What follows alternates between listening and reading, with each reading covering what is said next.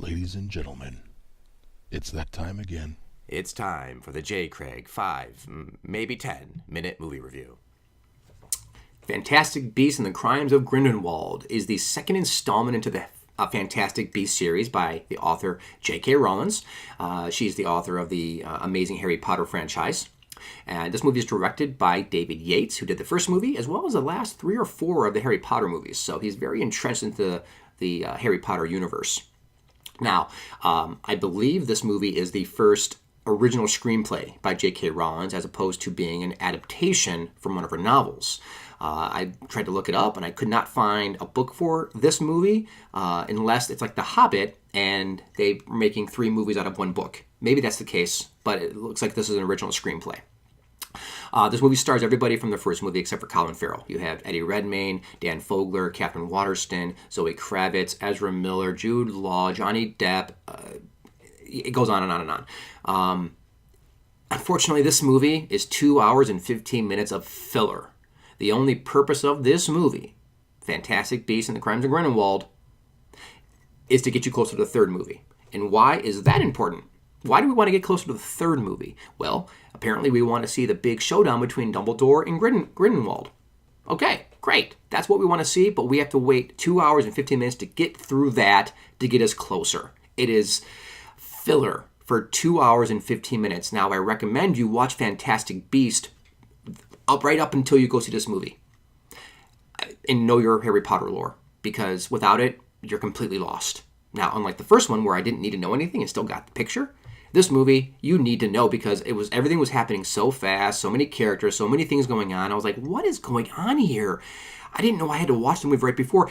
Any good sequel of a trilogy should be a standalone movie. Yes, it picks up where the one left off and it has ties to the other movies, but it should stand alone. Empire Strikes Back stands alone. You don't need to know what happened in the first movie. You get it from the movie. You get what's going on. This movie, no, you got to watch Fastastic Beast right up before you walk into this theater.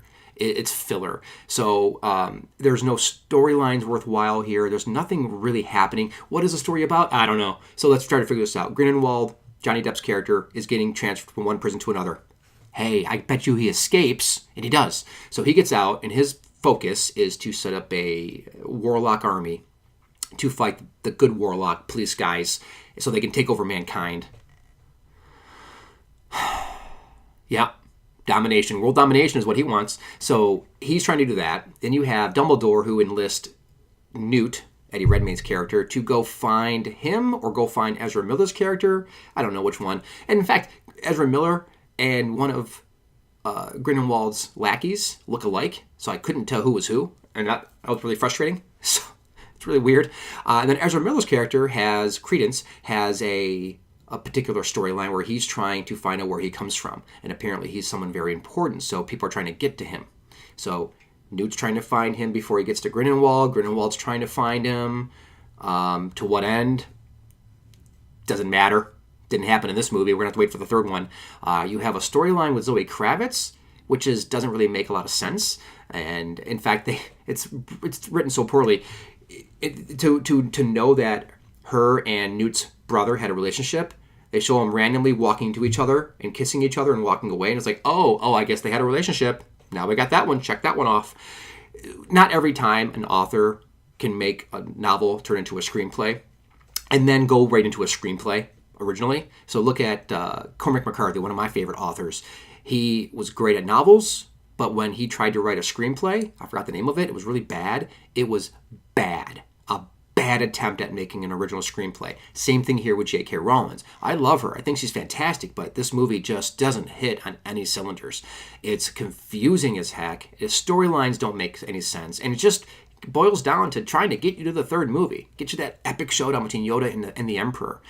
Now, if you're a Harry Potter fan, you're probably going to enjoy it more so because you're going to get the references, the memberberries, the Hogwarts stuff. You're going to get the stuff that's going to make you happy.